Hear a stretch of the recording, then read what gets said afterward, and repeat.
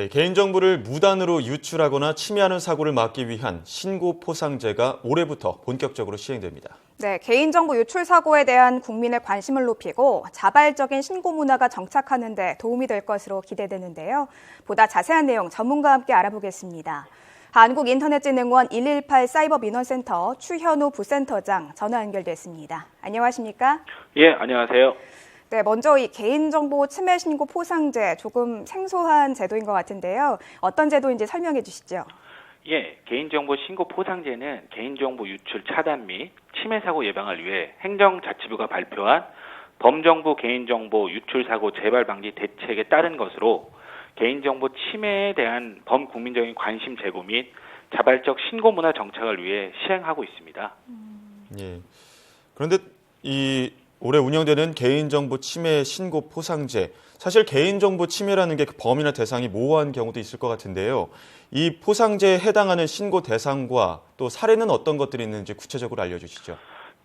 예, 개인정보 신고 포상제 신고 대상은 총 네 가지 불법 개인정보로서 첫 번째가 법령에 근거 없이 수집 처리되고 있는 주민번호, 여권번호, 운전면허번호 등 고유 식별정보 불법 수집이 있습니다.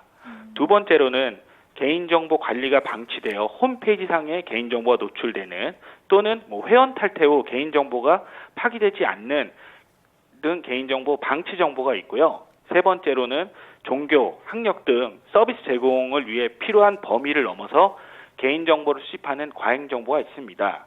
마지막으로 해커나 개인정보 브로커 등이 불법적으로 유통해서 탈취된 개인정보 등 총 4가지 불법 개인정보가 구체적인 신고 대상입니다. 네, 우리 주변에서 이 4가지 이 개인정보 침해 사례를 발견하면 신고를 하면 포상을 받을 수 있다 이런 제도인 거죠?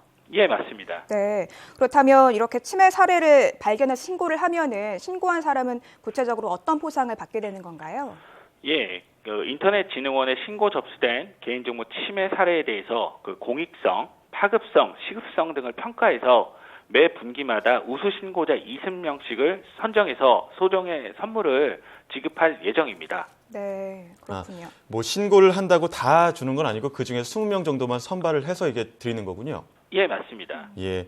그렇다면 이게 제 정보, 그러니까 개인 정보를 개인적으로 노출된 자기 정보만 신고할 수 있는 건지 아니면 다른 사람의 정보도 이게 과잉 정보라던가 말씀하신 신고 대상에 포함되면은 신고를 했을 때 경우 포상제에 해당이 될 수 있는 건가요? 예, 맞습니다. 예. 본인의 개인정보 침해뿐만 아니라 타인의 개인정보 침해되고 있다고 판단된 경우에 공익성 부분에서 높은 점수를 받을 수 있을 것 같고요. 그것도 신고 대상이 됩니다. 그렇다면 또 지난해 2달 정도 시범 운영된 것으로 알고 있는데요. 운영 기간에 어느 정도의 실효성이 있었습니까? 예, 신고 포상제 운영 기간 동안에 개인정보 침해 신고 사례는 증가했습니다. 근데 개인정보 침해 신고가 증가하는 원인 중에 하나가 대규모 유출 사례가 발생했을 경우에 언론에서 보도되는 경우에는 좀 신고가 증가하는 경향이 있습니다. 그러면 이 신고 포상제를 통해서 개인정보 보안과 관련해 조금 미흡했다 이렇게 여겨졌던 부분이 좀 개선이 됐다고 볼 수 있는 사례도 실제로 있었습니까? 예, 물론 있습니다. 예를 들면 특정 학교 홈페이지 회원 가입 시에 관행적으로 수집되고 있는 이름이나 주민번호 같은 것을 발견해서 조치를 했고요. 또 회원 탈퇴 후에 개인정보를 파기하지 않는 등 개인정보 보호를 위해 안전성 확보 조치가 미흡한 사례를 굉장히 많이 신고를 받았고요. 이를 개선해서 피해 확산을 예방을 하였습니다. 예.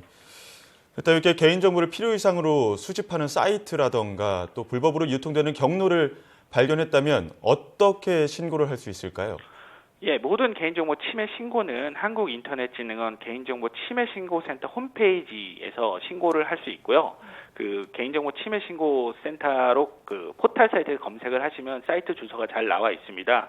그리고 혹시라도 국번 없이 118로 전화를 하시면 365일 24시간 상담 및 신고가 가능합니다. 네, 한국인터넷진흥원 홈페이지라든가 118로 전화해서 이렇게 개인정보 침해 사례를 좀 신고하면 도움이 될 것 같은데요. 네, 마지막으로 이번 신고 포상제를 통해서 구체적으로 좀 어떤 효과들을 기대해 볼 수 있을까요?